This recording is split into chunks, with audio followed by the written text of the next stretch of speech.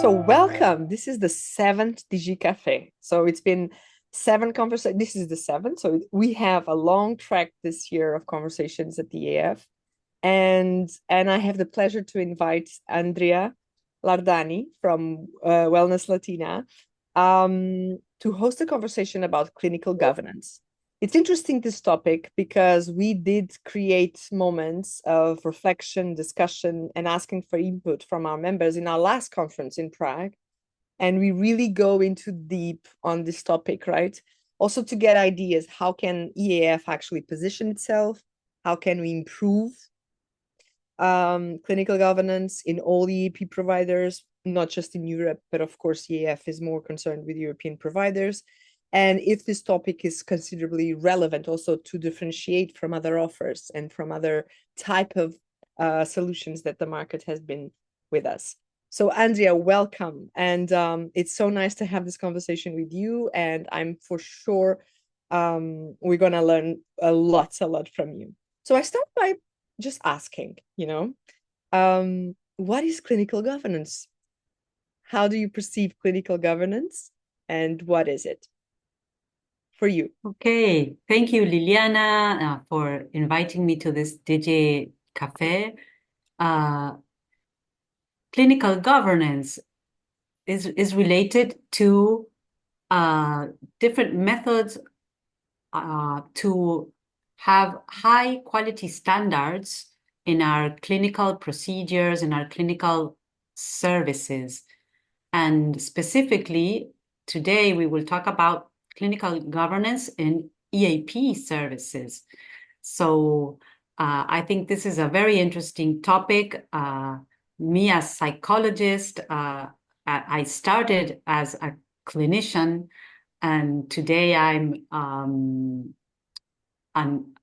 leading a company, and sometimes I miss my clinical practice because I'm taking care of other things. So I really enjoy talking about this and analyzing new ways of having good practices in clinical in the clinical area. Also, I think sometimes what I feel is that the conversation around EAF conferences, EPAS conference, sometimes we lose track of the clinical aspects, right? Of how can we ensure that we'll have the best clinical outcomes and using the best appropriate methodologies to provide this type of service. And we have been discussing this, that should we bring this more into the content and not just the business development part, the marketing, the strategy, or the technology and the integration of technology, but also come back to the clinical issues, right? And I was, just from your practice and now leading Grupo Wellness Latina, what are the principal clinical problems that you are dealing with when providing EAP in Latin America? What are the key clinical challenges that you face and you help your clients with? Well, I agree with what you said, that in the conferences, the clinical area has been reduced a little bit because of the new areas that are appearing in the EAP field. Nevertheless, it is still our core service. And in Latin America, which are our challenges? We have many challenges. We have many challenges because Latin America is a context. We have a context with lots of difficulties which have to do with the political situations in the different countries, the economical situations, poverty, issues related to violence, femicides. So this is the context where we deliver clinical services. And our challenges are related to how to one of the main challenges is how to refer clients to long-term treatments when we have lack of public services which have mental health, or there are low budgets for mental health services. So we receive our clients, we deliver them the short-term therapy, the short-term EAP therapy, but when they need long-term treatments because they have a depression or because they have suicidal thoughts or attempts, those referrals are difficult because public systems are overloaded. There are long waiting lists. And in Latin America, our population has difficulties to pay a private treatment. So that is one of our biggest challenges today. Yes. How to support them in the EAP model when they need long-term treatment. So you mentioned something that it's very relevant, because you cannot see clinical governance also closed in your own EAP provision when you're dealing with challenges that go beyond the typical offer of an employee assistance, right? So you have cases that would need long-term treatment, right? Or rehabilitation, whether it's depression, suicidal, addiction, and they will need support. And we see this, and we just came from the EPAS conference, which is much more clinical focus in terms of content, right? So it's good for psychologists. They kind of reconnect with the key topics. And it's interesting to see that they do have this kind of different capacity for follow-up interventions and to really redirect and refer these cases after an EAP provision to other offers. But do you think this poses issues on, how you create good clinical outcomes?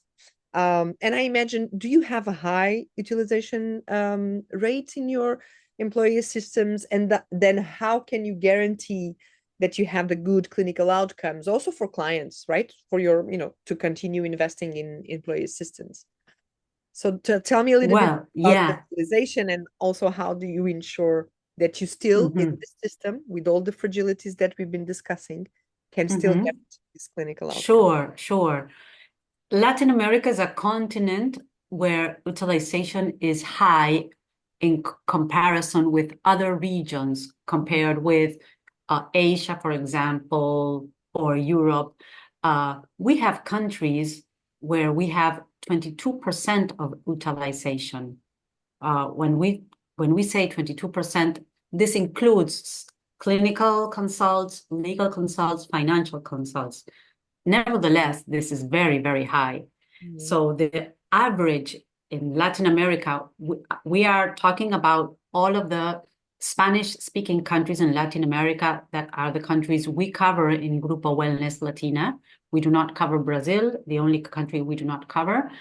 But taking these countries into account, that are 18 countries more or less, we have an average of 9% of utilization, which is high in comparison with other regions. This is very, on one side, it is positive because our service, our EAP service, is being valued and being used. On the other side, we can see that our population have a lot of issues, have many problems. That is not so positive. And talking about utilization and about the most frequent presenting problems we have in Latin America, I think this is interesting. The most frequent problem is family issues. The first one in our ranking, 33.3% of our clinical consults are related to family issues. This includes issues related to children, to marital conflict, partner conflict, divorce, separation. On one side, Latin Americans, we like to be with our families. We live with different generations. Young people live with their parents until they are 28, even until 30. But we also have high levels of family conflict. And this is the first presenting problem in our ranking. Then we have anxiety, then stress, then depression. The fourth one is self-esteem, and the fifth one is grief. But this shows a little bit which is the common use of our programs, the most common presenting problems, and how in Latin America utilization is high and family issues are at the top of our consults. It's interesting that you mentioned that. Of course, this might be specific to you, but I imagine other EA providers also facing the same. But getting back to the context of work, do you see any special challenges? What people bring in terms of it's stress, but it's stress related to the working conditions, is stress related to any personal issue that is actually affecting the adaptation or fit for work of the person? What do you see in the work context? What is the main stressors and situations you are dealing with? In the work context in Latin America, stress is related to fear of being fired or terminated, as many companies are downsizing. We have had the situation in Argentina and Costa Rica, or stress related with overload or high pressure, tension. Although it is not the principal presenting problem, as I told you, we have those 5 principal presenting problems which are not related to work. I believe that in Latin America, having a job is something positive, as there's a lot of unemployment. So that is not one of our most common presenting problems. Although if we have to talk and analyze those cases who come in because of stress related and work related stress, it is related to financial issues, fear of losing their jobs, and pressure at work. As there's not so many possibilities of leaving a job and finding another one. So that regarding work-related issues. And to relate that with your question, for example, some critical incident interventions we've been requested are related to downsizing. Big companies, for example, that need to downsize and fire a big number of their employees, and this brings a lot of stress to those who stay, and those who leave have requested for group interventions related to how this affects emotionally employees and the impact of this company's decision. So this is one of the common consults we have related to critical incidents, as well as others related to our context in Latin America, violence in the streets, in the public spaces, robberies, thefts. This is very common in many countries in Latin America, Ecuador, Argentina, Costa Rica, where someone is walking down the street and there is a murder or a theft, and we are requested for critical incidents in interventions related to these situations. And situations of DSC. It's a very diverse type of, you mentioned, symptomatic disorders, or whether depression, anxiety, financial issues, family issues, relational issues, and even job insecurity, and the instability, economic, political, and even personal safety, right? So also personal safety. So tell me, how do you prepare your clinical team? How you ensure that you have the right professionals, the right processes, and the right measures, right, to assess the good work? Well, this is something we've been working a lot, and we continuously work and think about new ways of having good quality processes. If Magdalena, our clinical manager, is here, she can assure this. But nowadays, we have in place 14 ways that I would like just to mention fast that we are implementing. One is continuous training. We offer our professional network, our clinicians,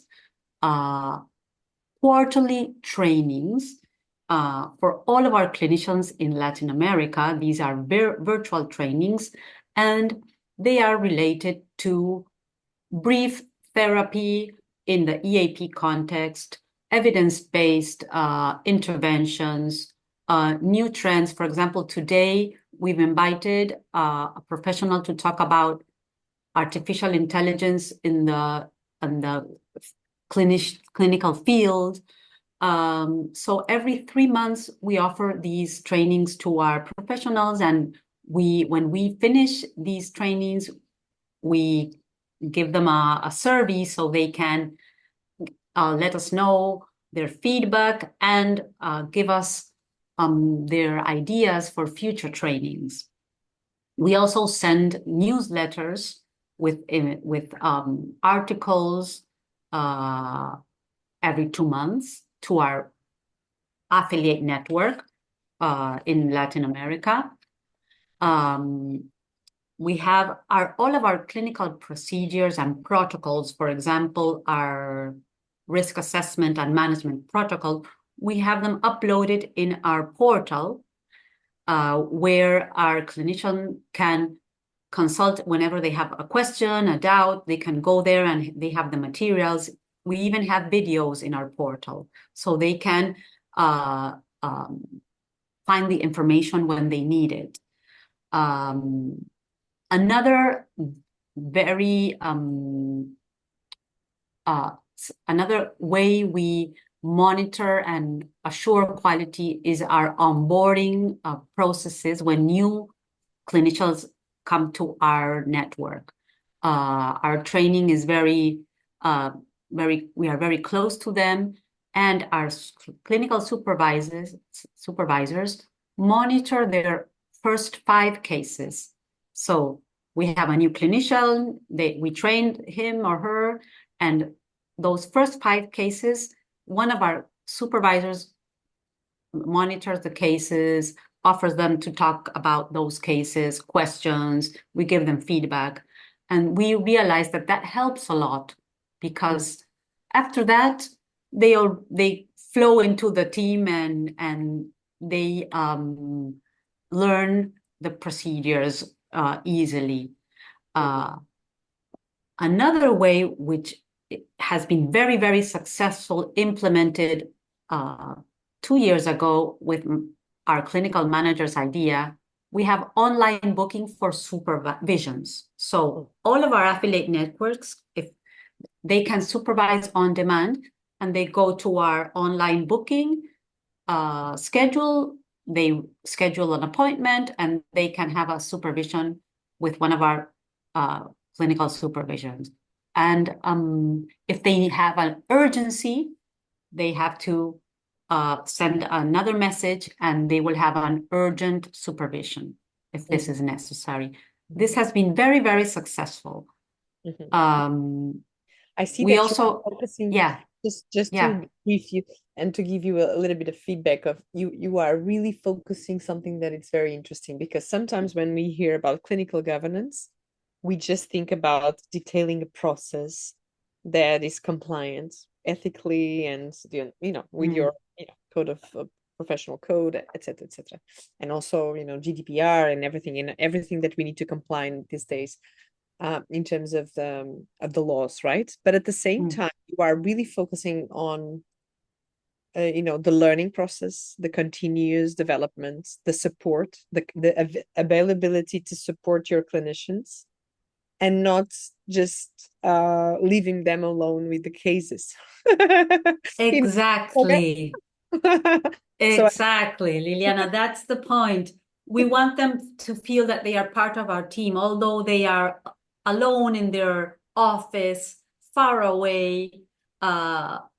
We want them to feel they are part of our team, that Grupo Wellness is here to support them.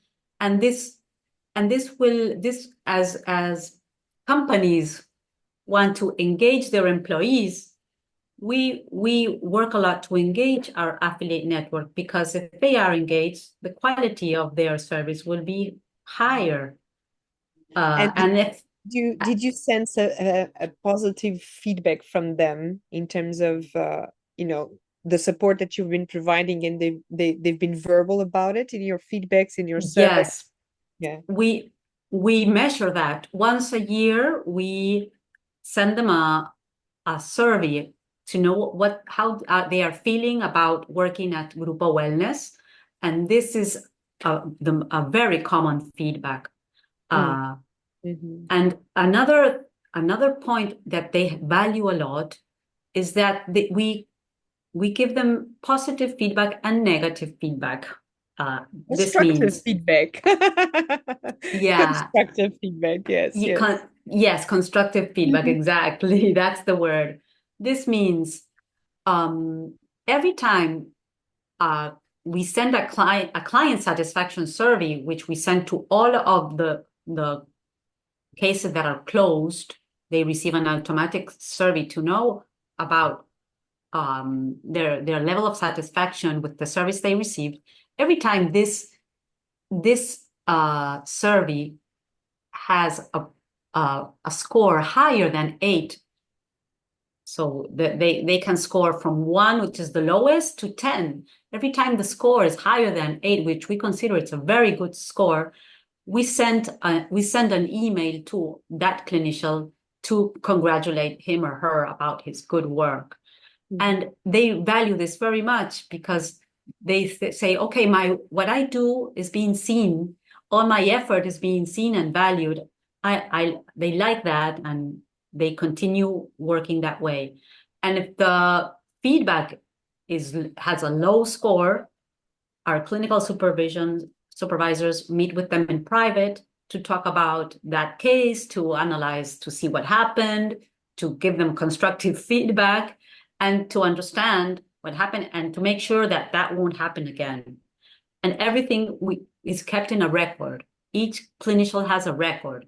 So these records will help us decide who are those who have higher scores and who have lower scores, and we take decisions, and sometimes we have to decide, well, after several low scores, we cannot work with that clinician anymore. Yes, of course. So But with clinicians, I think that they kind of, feedback is not something that they I'm talking about my reality in Portugal, of course, and the things that I've been working with, but I think they need to see the value of feedback, right? Because the first reaction of a clinician is that it's very, I don't want feedback, this is, I do my own thing, yes. but I think without this feedback from the client and other measures that you can use for the clinical outcomes, it gets really hard for the clinician to develop them himself, right? Because if it's just your own personal reflection, it takes longer for you to develop the skills and really learn. And I was, we didn't agree on this question, but I would like to, considering particularly the, employee assistance services, what are the typical mistakes that you see clinicians tend to do that are a little bit out of our way of providing employee assistance, because sometimes there are typical mistakes that they start doing when they start working with you, and that you correct along the way. What are Yes. typical mistakes? What do you see Yes. more often? That's a very good question. That's a very good question. And Magdalena, I'm sure she has lots of a list of these. But what and we work a lot in our trainings, is how to close a short-term process. And one of the mistakes is, okay, we've reached to our last session. We can't continue because this is the model. But they haven't worked the closure correctly in order to make that client feel we achieved our goals. And for that, they must define a presenting problem correctly, a presenting problem that we can close in 6 sessions, for example. and reach to the sixth session and close that problem that has been defined. But the common mistake is, oh, we are out of sessions, so maybe, or you should go to long-term therapy or call again for another consult. And this is a mistake we really want to avoid. And for that, we work a lot on the whole process, defining a presenting problem that we can work in a brief therapy and closing correctly. That is a common mistake, which does not bring complaints. For us, it is a problem because we have people calling back again for the same problem, or they say our professional told us to call again. So that is something we work a lot and try to avoid, and we are having very good results with that. And it's a change in the framework they used to work, right? Because some clinical practices or theories, or they've been trained in the model of clinical expertise that actually is quite different from the 7-6 session 4-session model. And brief therapies for them a foreign concept sometimes, right? How to establish this, how to, as you were saying, define the problem that is workable and achievable, and the goals that you would like to work on, decide the right methodology to use, in order to reach those goals. And then in the closure, I imagine that you need to consolidate that, or at least evaluate what you achieved. Sometimes you don't achieve 100% of your goals, but at the same time, you need to check progress, right? You need to validate what you achieve. That's very interesting. And I think this is some of the challenges that I've witnessed also in my practice, in work with clinicians, is that it's like employee assistant is not the same as having, private psychological clinical sessions, right? It's not the same. And sometimes you miss the point, right? Exactly. Well, you are making me remember another. It's not a mistake, but something we train a lot is taking into account that we have both two clients, which is the company and the client, the employee or family member. And if they come in with a work-related problem, we have to be very careful that our clinician takes into account that the company is also our client. So we have to be very, very careful in avoiding clinicians to intervene in a way that will classify negatively our client company. So this leads to something that it's also related to some of the discussions I think we had in Dale Mazy conversation, which was our first DigiCafé, that sometimes clinicians are not in the work context. So they take for face value what the client is sharing about the work context, but sometimes they are not really in the work context, right? And sometimes this is a challenging perspective, right? How do you deal with that? I would imagine that you will have someone more relating to the company, and then you have a team of clinicians that are more related to the employees and their families.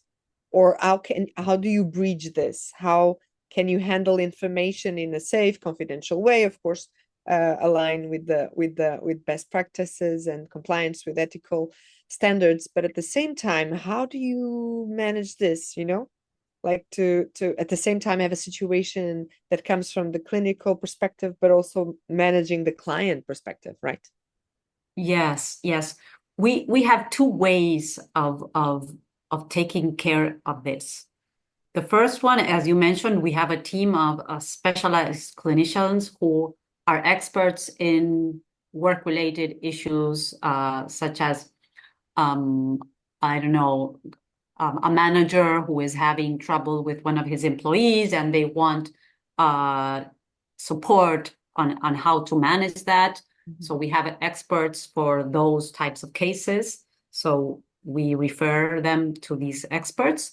And we also have clinical case managers in our team who monitor, we call them special cases. These clinical managers have the task of monitoring cases of risk, those cases that we assess initially, or in the middle of the process, and we have a box to click them as cases as a risk, so we can filter them in our portal, and our clinical case managers can monitor those cases closely and give information to our clinical managers to give feedback to the professional if necessary. And they also monitor those work-related cases. So if somebody calls because he or she consider that his boss is abusing or treats him negatively. An harassment threat, right? Exactly. So those cases we need to monitor closely and follow up our clinician to make sure they know how to manage the case and avoid any conflict with the client company. So those are the two ways we use for these special cases. Yeah. Yes. In these cases, it's still professionals, right? And we've just been to the EAPEC conference, and we see some examples of how AI can actually improve part of the compliance of clinicians, reporting, evaluating. I would imagine. How do you see this role of AI? Are you using already? Are you preparing to use already? Because you were just describing people, but how do you see the role of AI assisting these people, these case managers, these clinical managers? We would love to have help from AI, as our clinical managers, our supervisors are overloaded with all of these cases. But nowadays, we are researching. We still have not implemented AI. We do have a rule-based chatbot for accesses for some clients. Not all of our clients have that rule-based chatbot, but this is not AI. And it is in our access process.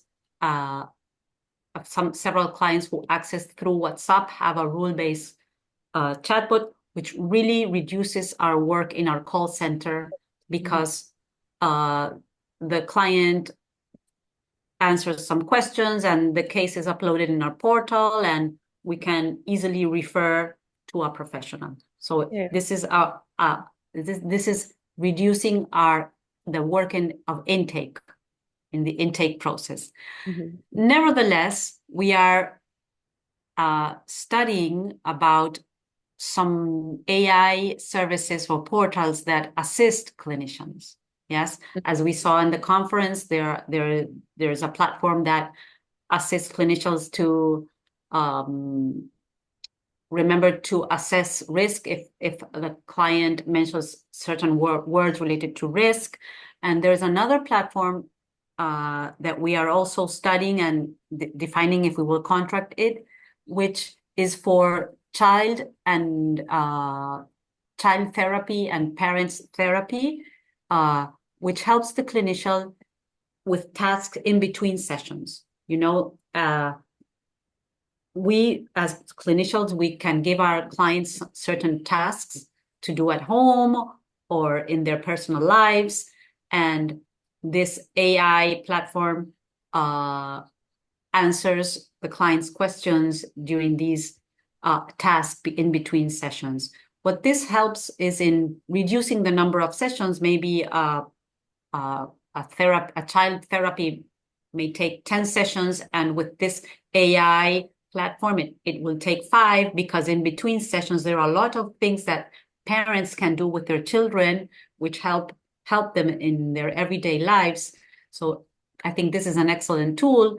And AI also helps helps the clinician with the clinical records and reduces a lot of work, which is outside of the sessions, So clinicians will be able to focus and have their sessions, and AI will give support in other tasks where a human being can be replaced. Where we cannot be replaced is in the one-to-one session. So I think this will be an interesting tool. We are still analyzing them and defining where to implement it, but I think it will give a lot of support. More that nowadays clinicians are overloaded and there are waiting lists, and AI can be a very interesting tool for clinicians. And it can also help to assist clients who need the first level of care, which may be just self-help information. They still do not need psychotherapy because they are not presenting symptoms, but they want to feel better or they want information. And I think AI can be an excellent tool for that, for this group of persons that maybe are not using anything at this moment. So I think it will be interesting, always if it is used responsibly and taking in care of the privacy issues. Yeah. And I think, not forgetting that AI and technology poses more risks for the clinical governance, right? Because in the end, you are responsible for the process, whether it's quite preventive and self-help. It needs to be validated that the content is, scientific and evidence-based, and that you are proposing, to the client content that is, validated scientifically and is prepared by psychologists, at least.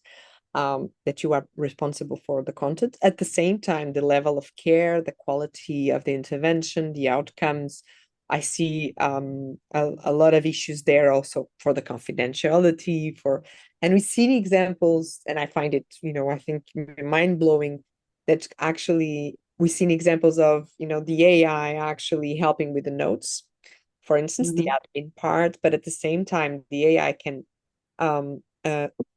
signal, what you mentioned, the high risk cases, the risk of suicide. So even in the content, if you actually are recording all the sessions, for instance, that you can give inputs to the clinician in terms of the risk assessment or comparing what he individually has done, and also providing records, right? Because if you have any issue, also, I think I see a lot of possibilities there, but we need to take into account, GDPR and confidentiality and ethic, and that the person will authorize the use of the system. Because in some cases, and we had this discussion, I think, in our EAF conference in Prague, some clients are demanding that please do not use any AI tools. This was from an provider that said that they have a tech company that only contracted with them if in the contract was stated that no AI tool will be used in the provision of our service, which is very interesting. We had this discussing, I think, in a previous prep talk with Daniel. He's here with us, so it would be wonderful to have his input also. So I think we broaden up a bit, but I think you provided us with the clear, your perspective on clinical governance, several examples how you actually ensure that you have a clinical team that is prepared, that is learning continuously, and at the same time ready for the diversity of issues and challenges that you just described in your Latin American context, right? But I think all the EP providers all over the world already share some of the issues, right? Some of the challenges, perhaps not all in a specific configuration as you have all at the same time sometimes, but I think we are seeing more and more eye utilization, diverse topics of concerns, some very family, but some also very work-related, and a resurgence also in the typical addiction cases, whether it's addiction to substance abuse or even gaming or even, other types of addiction that we are seeing. So I open up the floor now for Q&A and also contributions from your team, because I see Maria and Magdalena are also here from Wellness Latina, but also, Isabella, Katie, Joanna, Daniel, Ruz, please open up your videos, your cameras for us to see you, and do, share your thoughts of this conversation with Andrea, ask her questions, and feed us with your inputs also. Any questions? Any idea? Luis Ficha? Magdalena, would you like to contribute also? Hello. Hello, how are Hello. you? Welcome. It's good to see so many faces. So, who would like to share some thoughts about this conversation? Daniel, we had a discussion with some similar topics, right? Hi, Yeah. Daniel. How are Hi, you? Andrea. Fine.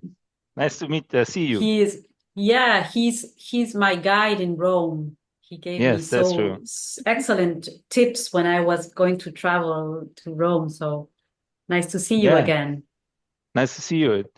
It's already a long time ago. So we have Along, to hurry up and meet in, I hope, in Istanbul next year, if we possible. will. Okay, great. Yes, yes, I have a question. I mean, first, it's true. I said we have in Germany, but Germany is probably a bit particular.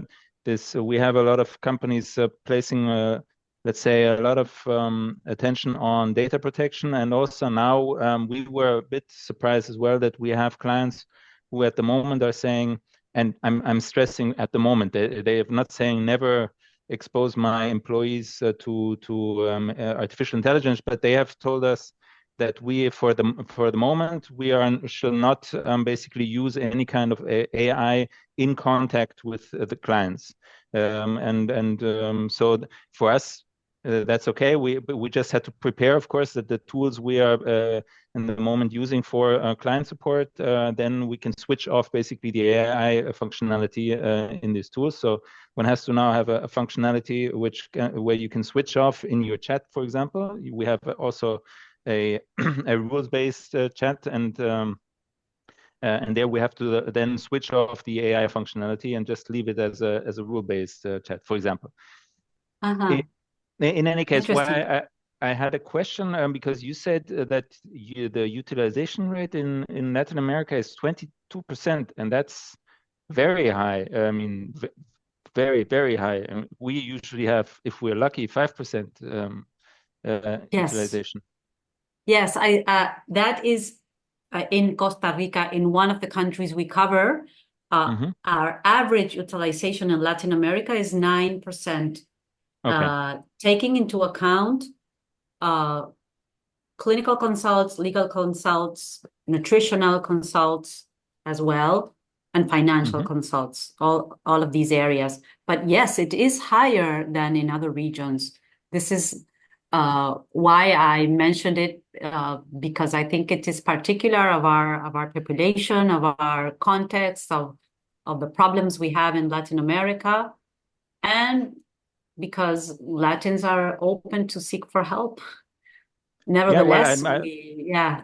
I was, of course, there might be a cultural dimension behind it. I was just wondering, um, how is the diffusion of EAP in general? I mean, because in Germany, for example, most larger and also mid-sized companies will offer some kind of EAP service of some kind. So it's Mhm. basically everybody has it. I'm just, it's just a thesis that but maybe I'm wrong, that in Latin America, tendentially, there are fewer companies offering it, but those companies offering it are making also more efforts to promote these kind of services so that people, first of all, know of it and also are not afraid to use these kind of services. Because for me, this huge difference is quite, I mean, I would love to have even 9% utilization. Well, in a way, you are correct. It is not so popular as in other regions. Of course, not so popular as in United States, where everybody knows what an EAP is. In Latin America, if you say the word EAP, not everybody knows what it is, and we have to explain what it is. But something that has historically happened in Latin America is that um, access to mental health services out of the EAP is very difficult because Mhm. public systems are overloaded and because private systems are very expensive. So when a company uh, promotes the EAP, for example, in Costa Rica, uh, the the clinical area is used a lot, Mhm. and Okay. We see cases, very severe cases. This means they have been with a long-term depression, they have never consulted, and when they have the EAP, they call, and it's the first time they receive treatment. Or they have had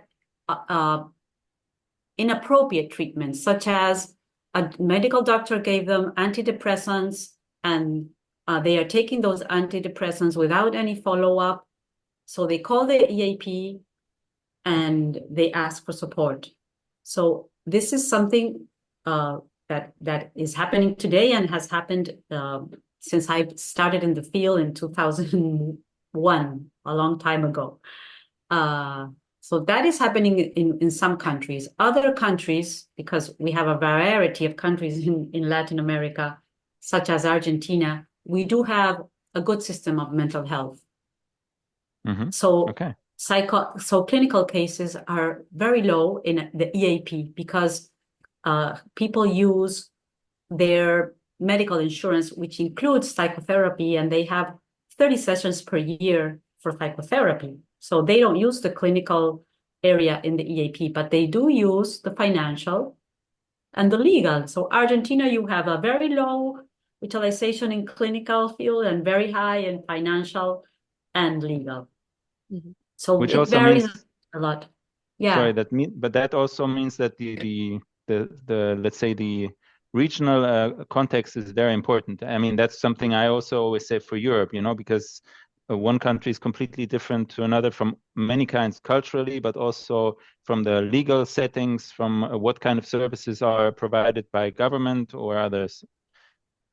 Yes, exactly. This is why in each of the countries we have local professionals, because they know the culture, they know what each client needs, and they know the laws of each country. And you are right.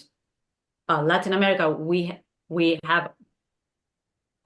cover 18 countries, and each country is different. Great. Other sharings and comments and questions?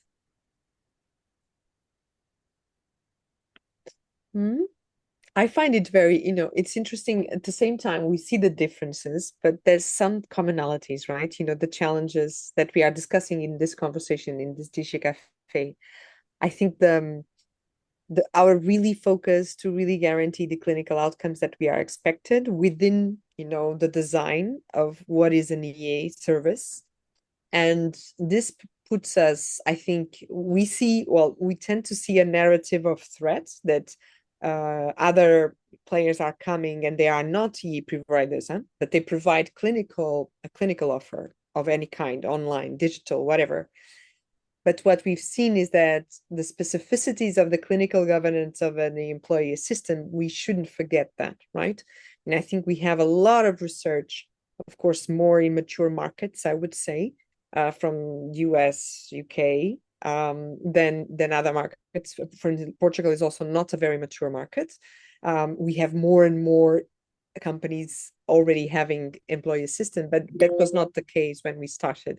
When I started was not so long ago as you, Andrea. It was 2006 when I started working in this field. Yes, I am old. That is the conclusion. I'm old also. I'm old also, but I didn't start so early. But at the time, in this past 20 years of my experience, there's been a huge evolution, and we've seen this in many countries in Europe that were foreign to the concept of employee assistance.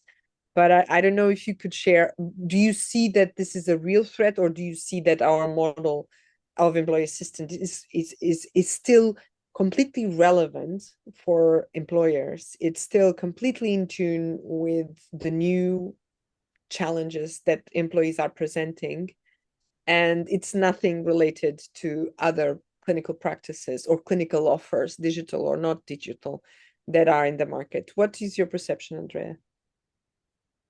I believe that our field and our clinical field will not be replaced by any of these new technologies, although we should incorporate them and offer them to reach more people and those who are interested in using these technologies, but it will not replace it.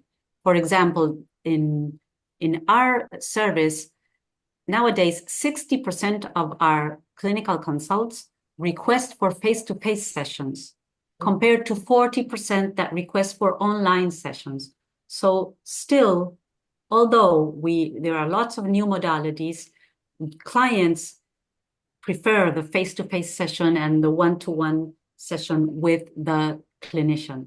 So I really see that companies are more open to mental health. This was a taboo issue many years ago. Today, companies talk about mental health, give trainings about mental health, are interested in training their leaders in psychological first aid, and we are delivering trainings in these aspects. So I think this is a big opportunity for our field. But as I said, we have to learn about what is new, learn about AI, see what responsibly, if it can give us support, if we can use it to support our clinicians, if we can use it to give access to more persons who are in waiting lists in a responsible way. But I think our field will not disappear yet. I think on the contrary, it is growing.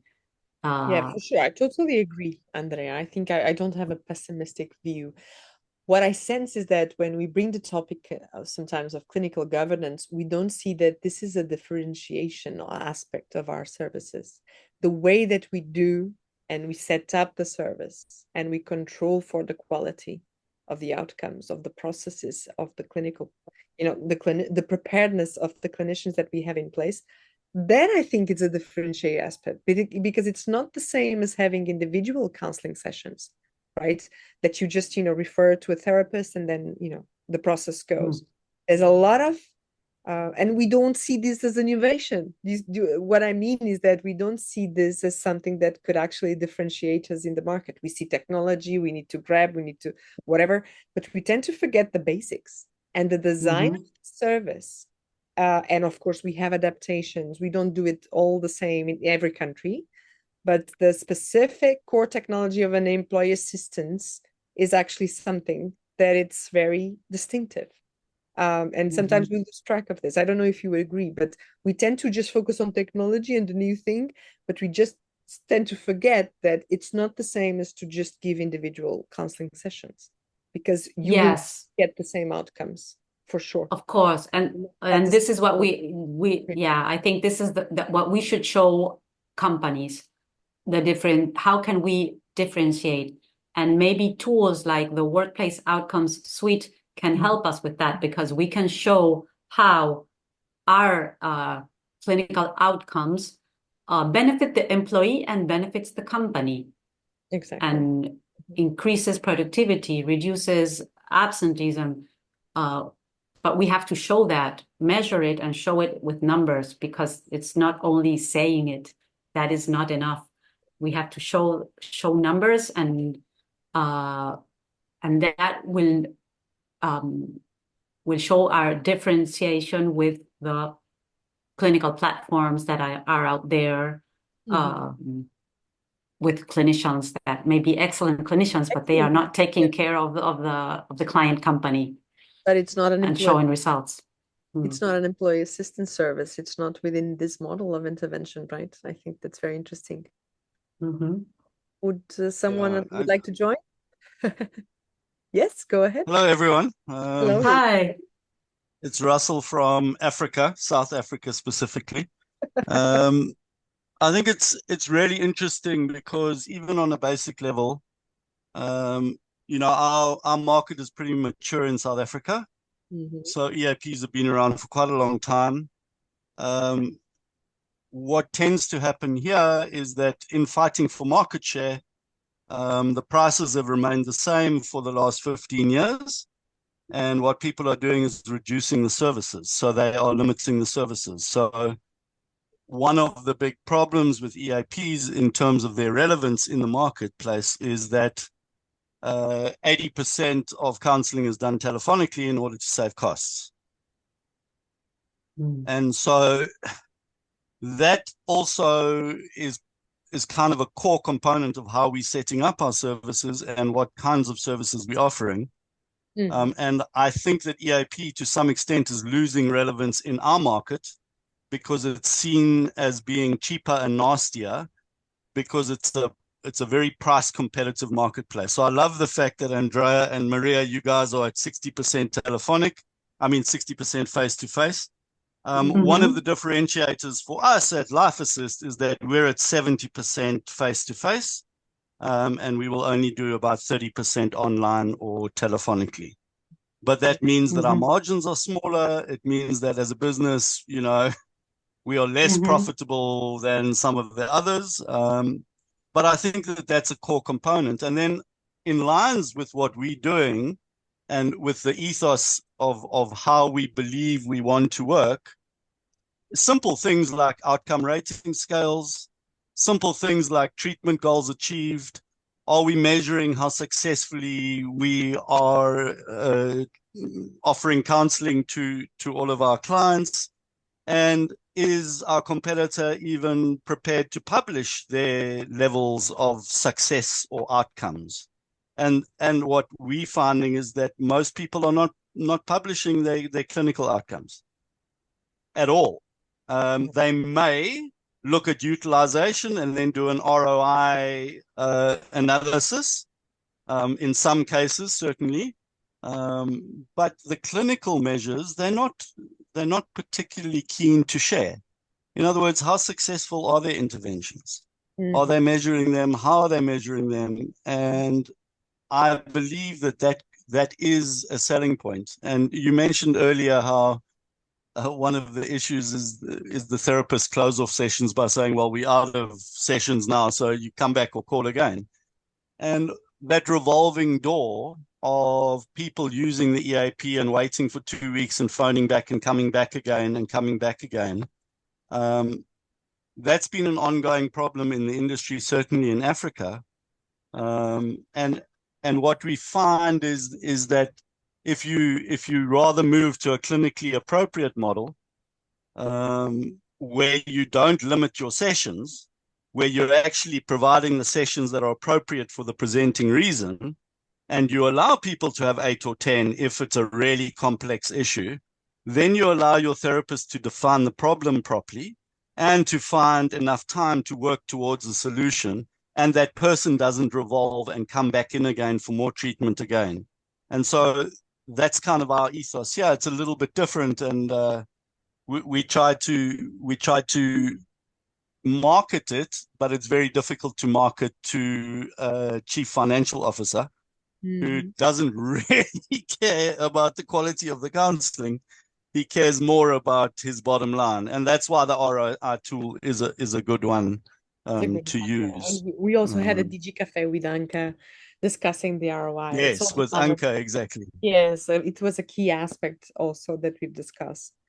But I want to, first of all, thank Andrea for having this conversation and to be part of the 7th DigiCafé. It's becoming a thing, it's becoming a thing, and I'm happy for it. And also thank you for everyone that could join, and thank you Magdalena, Katie, Daniel, Maria, Rus, and Joanna, and also David that left, and I think another member also left.